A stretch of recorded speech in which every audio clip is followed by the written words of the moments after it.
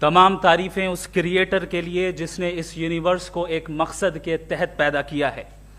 Respected جناب جاوید اختر صاحب, mister Saurabh Dwivedi اور respected audience, thank you all for being here today.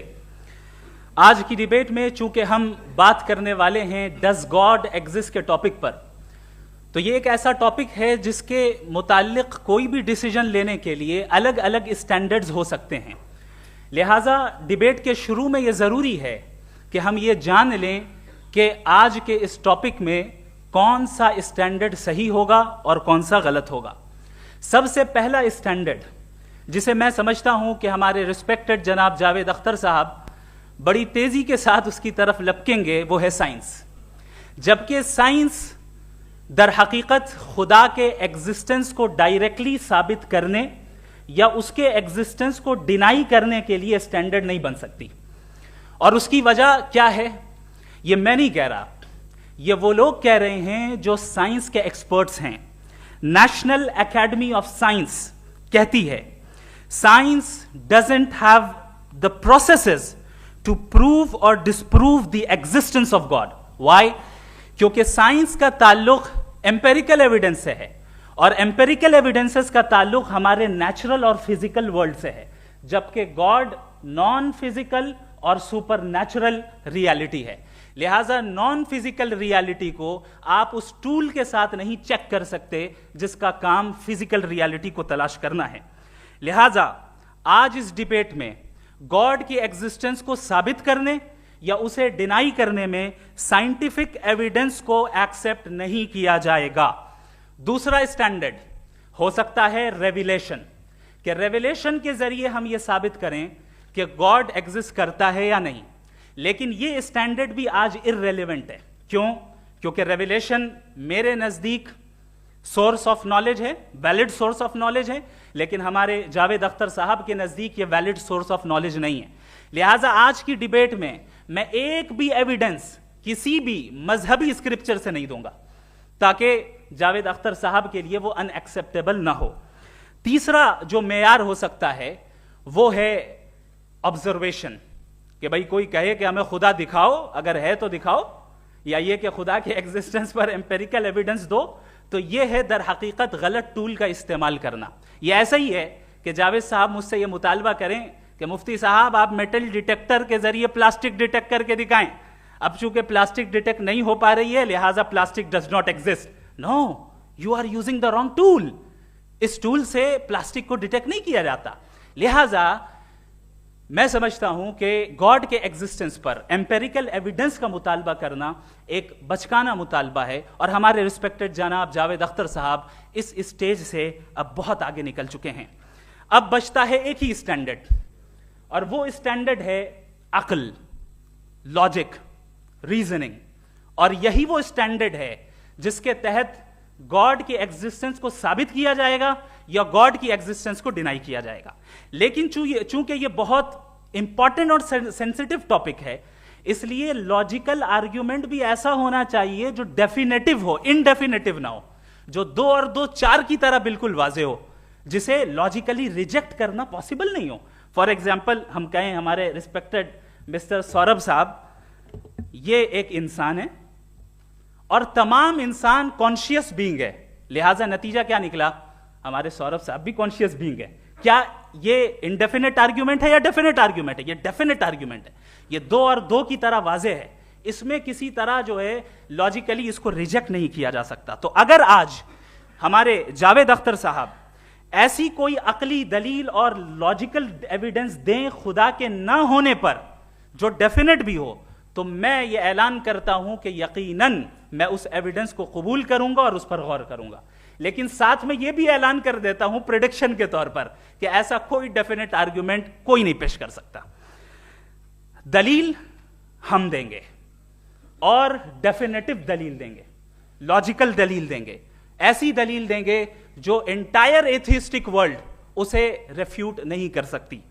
چلیں اب ہم ایک ایگزامپل سوچتے ہیں, ایک سینیریو, سمپل سینیریو, تمام آڈینس سے گزارش ہے, ہم اور آپ ایک آئسولیٹڈ آئیلینڈ پر ہیں, ایسا آئیلینڈ جہاں پہ ہم سے پہلے کوئی کبھی نہیں گیا.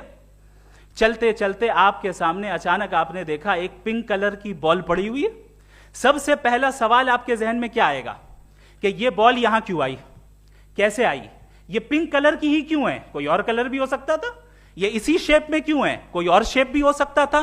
نیچرلی آپ اس طرف پہنچیں گے کہ کوئی نہ کوئی ہے جس نے ان اسپیسیفک پراپرٹیز کے ساتھ اس بال کو بنایا ہے اور یہاں پہ رکھا ہے.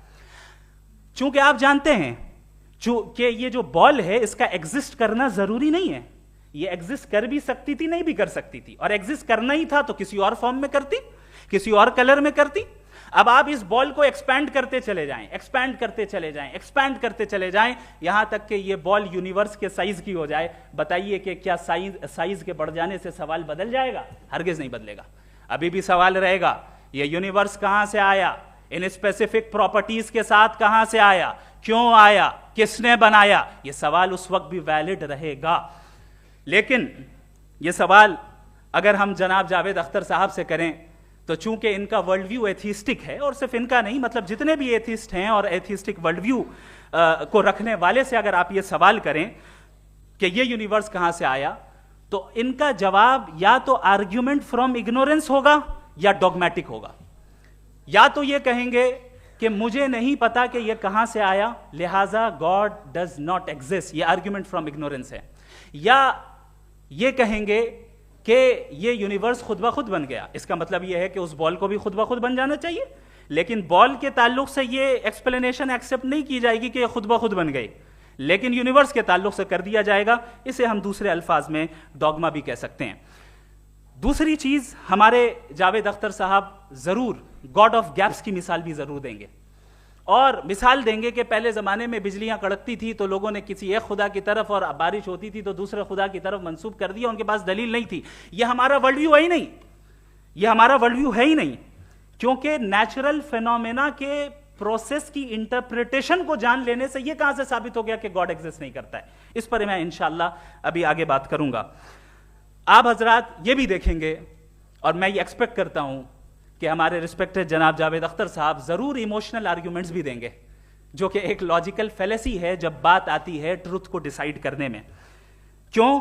مثال کے طور پر وہ کہیں گے کہ اگر گاڈ ہے تو ایول کیوں ایگزسٹ کرتا ہے, جبکہ میں کہتا ہوں ایول کا ایگزسٹ کرنا گاڈ کے ایگزسٹ کرنے کی دلیل ہے, اس کے خلاف نہیں ہے. چونکہ اگر گاڈ ہے تو ہم سب اس کے سامنے اکاؤنٹیبل ہیں, اور اگر ہم اکاؤنٹیبل ہیں تو اکاؤنٹیبلٹی کے لیے ایول کا موجود ہونا ضروری ہے, اس کے بغیر ہم اکاؤنٹیبل نہیں ہو سکتے. اور اگر ہم اکاؤنٹیبل نہیں ہیں تو ہم جناب جاوید اختر صاحب سے پوچھیں گے کہ آپ بتائیں کہ پھر سفرنگ اس دنیا میں کیوں ہے؟ اگر خدا نہیں ہے تو سفرنگ کیوں ہیں؟ اور ان لوگوں کے جذبے کا کیا جن کے اندر سفرنگ کے بعد انتقام لینے کا جذبہ پایا جاتا ہے اور وہ اس دنیا سے ایسے ہی چلے گئے, کیا ان کی ساری تکلیفیں بیکار چلی جائیں گی؟ اب آ جائیں اسی ایگزامپل کی طرف کہ بال, مجھ سے اگر کوئی پوچھے اس بال کو کس نے بنایا, اور یا اس ایکسپینڈڈ بال کو کس نے بنایا, میں کہوں گا کہ چونکہ یہ یونیورس اور اس یونیورس کی تمام چیزیں کانٹینجنٹ ہیں. کانٹینجنٹ ہونے کا مطلب یہ ہوتا ہے کہ جو اپنے ایگزسٹنس پہ کسی کے اوپر ڈیپینڈ کرتی ہو, تو ظاہر ہے یہ یونیورس کانٹینجنٹ ہے. اور اگر کوئی چیز کانٹینجنٹ نہیں ہے تو میں ریکویسٹ کروں گا کہ مجھے دکھا دیں کہ کون سی چیز یونیورس میں کانٹینجنٹ نہیں ہے, ہم بھی ذرا غور کر لیں اور ہم بھی دیکھ لیں. اور جب کانٹینجنٹ چیزیں موجود ہیں تو فلاسفرز کی اصطلاح کے مطابق, ہم اس ٹرمینالوجی کے مطابق ہم اس جگہ تک پہنچتے ہیں اور اس ہستی تک پہنچتے ہیں جسے نیسیسری بینگ کہا جاتا ہے, کہ یہ وہ نیسیسری بینگ ہے جس کا موجود نہ ہونا ناممکن ہو. چونکہ اگر یہ موجود نہ ہو تو ساری چیزیں ایگزسٹنس میں آئیں گی ہی نہیں, اور یہ ساری کانٹینجنٹ چیزیں اسی کے اوپر ڈیپینڈ کرتی ہیں. اب اگر آپ یہ سوال کرتے ہیں کہ پھر اس ہستی کو کس نے بنایا, پھر اس کا کاز کیا ہے, پھر اس کا کاز کیا ہے, پھر اس کا کاز کیا ہے, اور اینڈلیسلی چلے جائیں, اسے ہم کہتے ہیں انفینٹ ریگریس آف کازز, جو کہ لاجیکل فیلیسی ہے.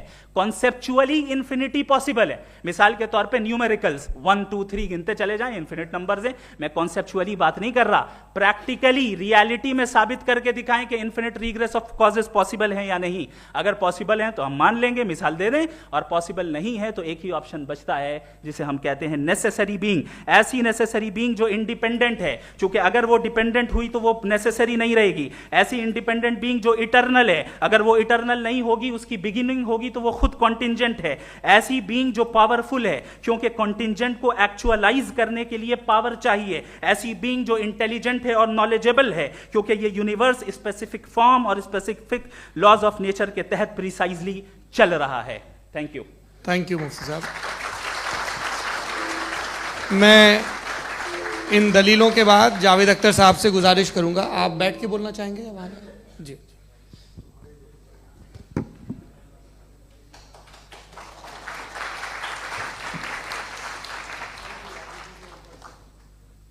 پہلے تو میں مفتی صاحب کو ایک اچھی خبر دینا چاہوں گا کہ میری نالج سائنس کے بارے میں بڑی معمولی ہے, تو آپ فکر نہ کریں اس کی, لیکن کچھ کامن سینس ہے مجھ میں. دیکھیے, یہ خدا کا تصور کوئی نیا تصور نہیں ہے, یہ صدیوں سے رہا ہے. یہ کچھ ریلیجن 3000 سال پرانے ہوں گے, 4000 سال پرانے ہوں گے, لیکن انسان کوئی 10,000 12,000 سال سے ایگزسٹ کرتا ہے ہومو سیپین کی شکل میں, اور ہمیشہ کچھ نہ کچھ مذہب رہے. یہ مذہب جاہلوں کے نہیں تھے, یہ مذہب ایک ایسی گریک سوسائٹی کے تھے جہاں بڑے بڑے فلاسفرز پیدا ہوئے. یہ مذہب ایجپشینز کے تھے جنہوں نے پیرامڈز بنائے تھے. یہ رومنز کے تھے کہ جن کا آرکیٹیکچر اور سینٹ یعنی پہلی بنیاد ڈیموکریسی کی لمیٹڈ تھی مگر ڈیموکریسی تھی, یہ ان لوگوں نے کیے تھے. تو ان کا جو جوپیٹر تھا, را تھا, زیوس تھا, انہیں اس پہ اتنا ہی اعتماد تھا جتنا آج کسی مذہبی آدمی کو اپنے خدا پہ ہوگا. کرسچینٹی آنے سے پہلے یورپ میں ایک مذہب تھا جرمینک ریلیجن. اس کا ایک خدا تھا, اس کی ایک بیوی تھی, اس کے 2 بیٹے تھے, ایک بیٹی تھی. پھر جرمنی میں جب یورپ میں کرسچینٹی آئی تو وہ خدا, اس کی بیوی اور پورے خاندان چلا گیا. تو اگر ہم ہسٹری دیکھیں تو خدا جو ہیں وہ زیادہ تر فانی ہیں, وہ ہمیشہ رہے نہیں. اور وہ جو لوگ انہیں مانتے تھے ان کو آپ کہیں وہ تو جاہل تھے, انہیں تو کچھ پتہ ہی نہیں تھا. ایسا نہیں ہے, وہ اپنے وقت میں بڑے قابل لوگ تھے اور اپنے وقت میں انہوں نے بڑے بڑے کام کیے ہیں. فلاسفرز تھے, سائنٹسٹ تھے, لیکن ان کا مذہب کہاں گیا, ان کے خدا کہاں گئے؟ آج جو خدا ہیں دنیا میں لوگ انہیں مانتے ہیں. آپ کو کیا معلوم کہ کتنے برسوں کے بعد کیا ہونے والا ہے؟ ہم یورپ میں دیکھتے ہیں تو چرچ خالی ہیں. تو وقت کے ساتھ چیزیں بدلتی ہیں. جہاں تک اس کا تعلق ہے مذہبوں کا, ہر مذہب آپ سے ایک چیز مانگتا ہے, فیتھ. یہ فیتھ کیا چیز ہوتی ہے؟ What is the difference between faith and belief? یہ تو بہت ہی احمقانہ بات ہوگی کہ کوئی آدمی کہے صاحب اگر خدا ہے تو مجھے دکھائیے. یہ تو جاہلانہ بات ہوئی. میں نے تو نارتھ پول نہیں دیکھا ہے مگر میں مانتا ہوں کہ نارتھ پول ہے. میں کیوں مانتا ہوں؟ اس لیے کہ اگر یہ دنیا راؤنڈ ہے تو اس کا کوئی ٹاپ ہوگا. کچھ لوگ ہیں جو وہاں گئے بھی ہیں, کامن سینس کہتا ہے کہ ایسا ہوگا, ثبوت ہے, گواہ ہے, ریزن ہے. تو یہ میرا فیتھ نہیں ہے. تو فیتھ میں اور بلیف میں ڈفرنس کیا ہے؟ جو مذہب مانگتا ہے آپ سے, ہر مذہب فیتھ مانگتا ہے. فیتھ کا مطلب یہ ہے کہ نہ کوئی گواہ ہو, نہ کوئی ثبوت ہو, نہ کوئی ریشنل ہو, نہ کوئی لاجک ہو, نہ کوئی پروف ہو, مگر تم ایک بات کو مانو. یہ ہے فیتھ. ورنہ بلیف ہوتا. اگر اس میں کچھ بھی ثبوت ہوتے, گواہ ہوتے, تو پھر اسے آپ بلیف کہتے. جیسے میرا بلیف ہے کہ نارتھ پول ہے, میرا فیتھ تھوڑی ہے. فیتھ ان تمام شرطوں کو رد کرتا ہے. تو پھر اسٹوپیڈیٹی کیا ہے؟ اگر میں ایک بات ایسی مانوں جس کی نہ کوئی لاجک ہے, نہ کوئی ریشنل ہے, نہ کوئی پروف ہے, نہ کوئی گواہ ہے, نہ کوئی ثبوت ہے, اور میں اسے مانوں, تو یہ اسٹوپیڈیٹی ہوئی.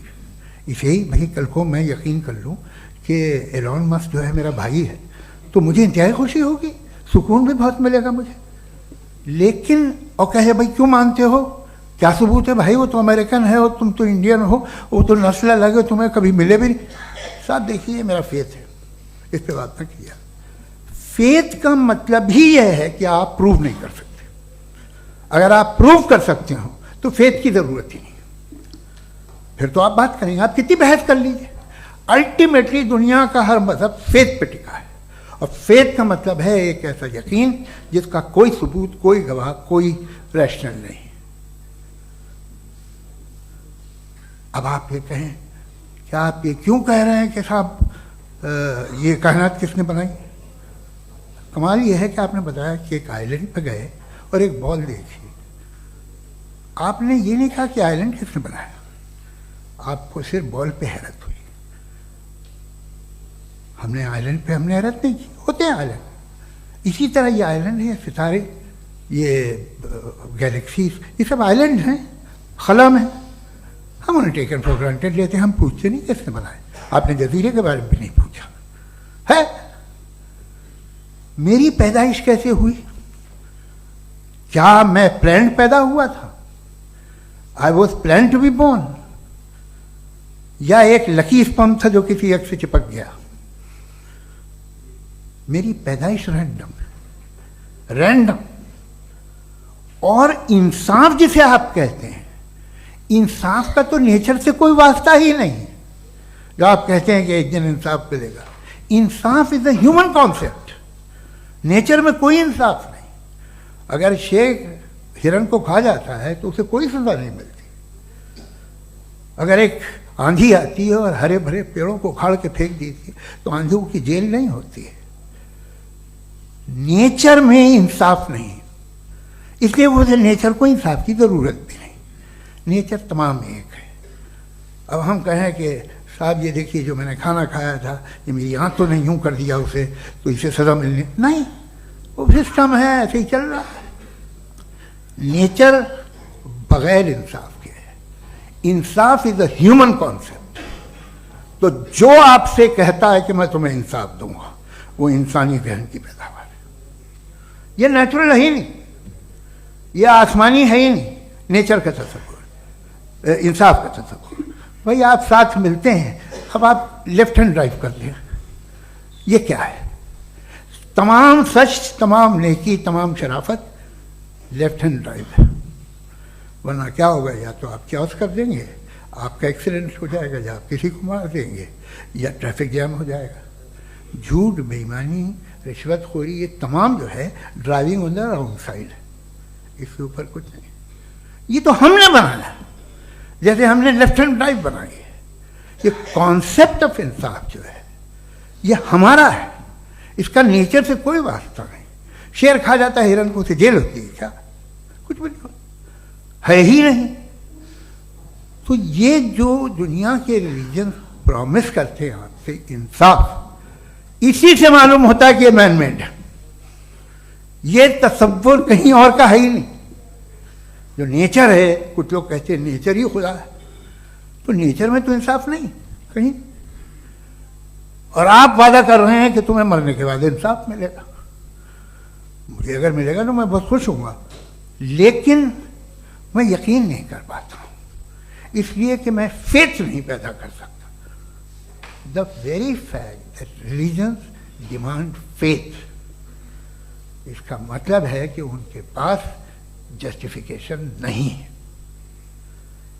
اچھا صاحب، پھر ریلیجن اگر ماڈریشن میں ہے، کوئی سا بھی ریلیجن، وہ آپ میں کچھ خوبیاں بھی پیدا کرتا ہوگا. دیکھیے اس سے یہ فائدہ ہے، وہ فائدہ ہے. الکوہل جو ہے وہ زیادہ تر دواؤں میں یوز ہوتی ہے. اور ایک سروے کیا گیا تھا امریکہ میں کہ لانجیٹیوٹی کن لوگوں کی ہے. تو ایک طرف وہ لوگ تھے جو شراب پیتے ہی نہیں تھے، اور ایک طرف وہ تھے جو ایک بوتل شراب روز پیتے تھے. سب سے زیادہ لمبی عمر ان کی ہے جو 2 پیگ ناپ کے شراب پیتے اور کھانا کھاتے ہیں. مگر ہم شراب کو برا سمجھتے ہیں، میں بھی برا سمجھتا ہوں. کیوں؟ ایسا ہوتا نہیں.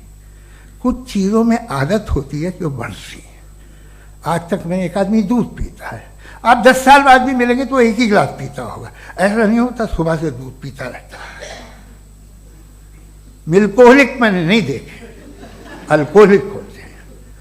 یہ ٹینڈنسی ہے مذہب کی کہ وہ بڑھتا ہے، جیسے کینسر بڑھتا ہے، جیسے شراب بڑھتی ہے. کچھ لوگ ہوں گے جو اسے صحیح طرح سے یوز کرتے. مجھے یقین ہے کہ ہمارے مفتی صاحب بھی ان میں سے ایک ہیں. ان سے بہت خوشی ہوئی مجھے ان سے مل کے. لیکن کتنے لوگ ہیں کہ آج آپ دیکھتے ہیں دنیا میں جو تباہیاں ہیں ان میں کتنا ہاتھ ہے ان لوگوں کا جو بلیور. کہتے تھا مذہب یہ نہیں کہتا، نہ کہتا ہوگا، मगर जब ये मजहब पीते हैं तो ऐसे बिहेव करते हैं। थोड़ा सा अगर हो तो शायद बहुत अच्छी बात, लेकिन शराब थोड़ी सी नहीं रहती, उसमें टेंडेंसी है पहले। थोड़ा सा अगर 2-3 कैंसर के सेल हो ना बॉडी में तो आदमी सिम रहेगा, लेकिन वो 2-3 सेल नहीं रहते, वो मल्टीप्लाई होते हैं। जावेद साहब टाइम पूरा हो गया। टाइम हो गया, तो बस बात खत्म हो गई। अच्छा, मुझे कुछ और